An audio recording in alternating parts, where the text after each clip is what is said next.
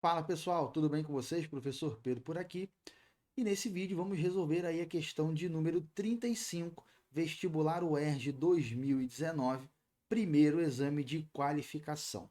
É uma questão que talvez assuste um pouco, galera, porque ela é grande, tem esse texto, depois vai virar, tem mais texto, tem gráfico, mas a questão em si, ela é bem inofensiva, ela assusta, mas ela é simples. Bora dar uma lida com calma e vamos matar ela diretamente, vocês vão ver só. Novas tecnologias de embalagens visam aumentar o prazo de validade dos alimentos, reduzindo sua deterioração e mantendo a qualidade do produto comercializado. Essas embalagens podem ser classificadas em embalagens de atmosfera modificada tradicionais, MAP, e embalagens de atmosfera modificada em equilíbrio, EMAP. As MAP são embalagens fechadas que podem utilizar em seu interior tanto gases como hélio, neônio, argônio e criptônio, quanto composições de CO2 e O2 em proporções adequadas. As EMAP também podem utilizar uma atmosfera modificada formada por CO2 e O2 e apresentam microperfurações na superfície, conforme ilustrado abaixo. Então ele está mostrando que a EMAP tem algumas microperfurações, alguns furinhos bem pequenininhos na superfície. Beleza? Bora passar para outra parte da questão.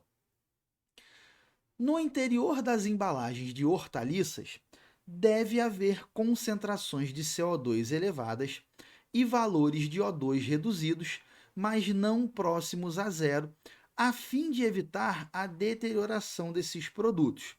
Então ele já deu uma boa dica. Ele falou que você tem que ter concentrações de O2 elevadas, de CO2, perdão, você tem que ter concentrações de CO2 elevadas e concentrações de O2 pequenininhas, reduzidas, porém não deve chegar a zero.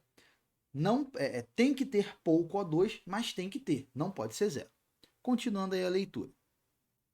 E ele fala que isso impede a deterioração dos produtos.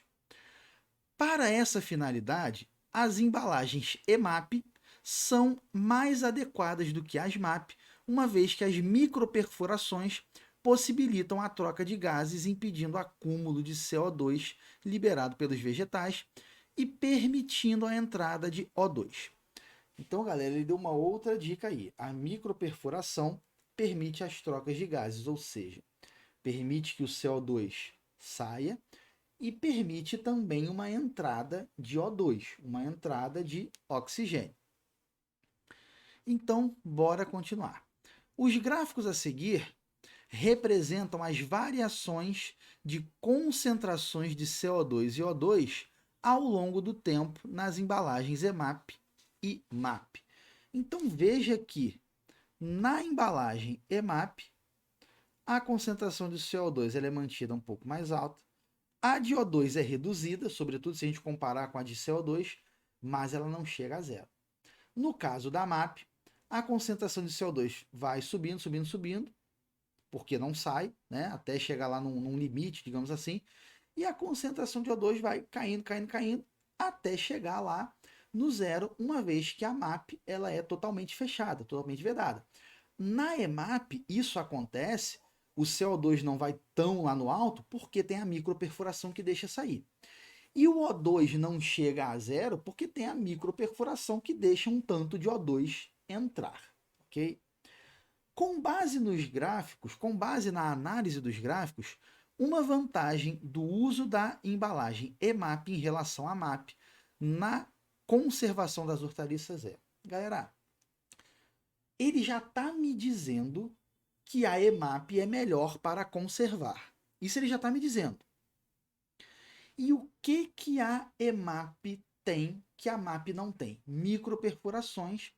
E essas microperfurações, que ele fala que estão até associadas à conservação e tal, elas permitem que saia gás carbônico e que entre oxigênio. E aí vamos pensar, galera, o que estraga um produto desses aí? Bactérias.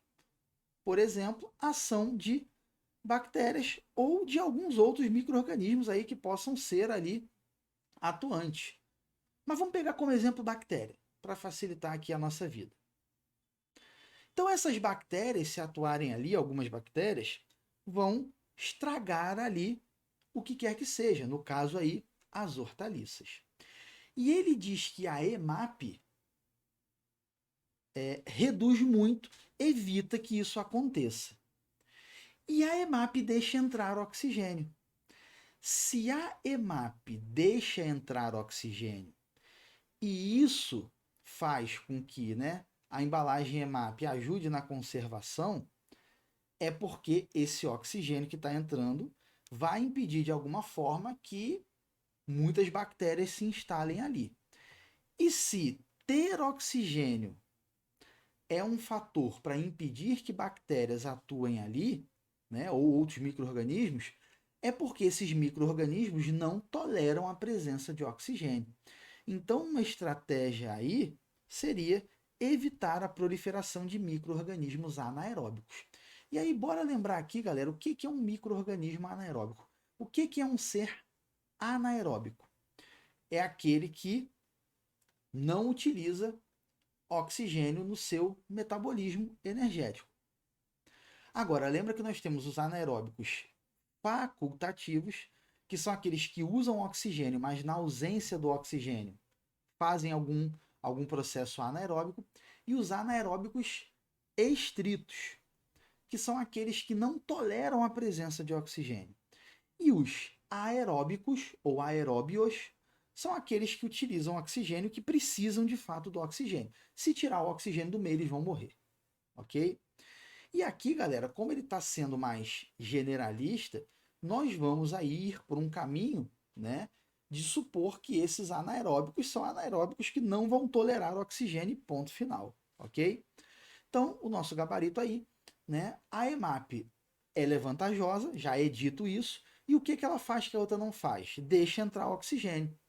Se deixa entrar oxigênio e isso não vai deixar deteriorar o alimento, é porque esse oxigênio impede o crescimento de micro-organismos. E se o oxigênio impede o crescimento de micro-organismos, é porque esses micro-organismos são anaeróbicos.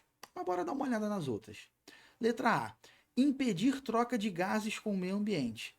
Galera, é exatamente o contrário do que a EMAP faz. A EMAP é justamente aquela que tem as microperfurações para permitir essas trocas gasosas. B. Reduzir a oxidação dos alimentos na embalagem. Galera, não vou entrar no mérito da química, mas só para dar uma excluída nessa daí, se a gente pensar que oxidação muitas vezes não é a definição de fato de oxidação, mas se a gente pensar que oxidação muitas vezes envolve presença de oxigênio, vai ter oxigênio ali no meio, tá?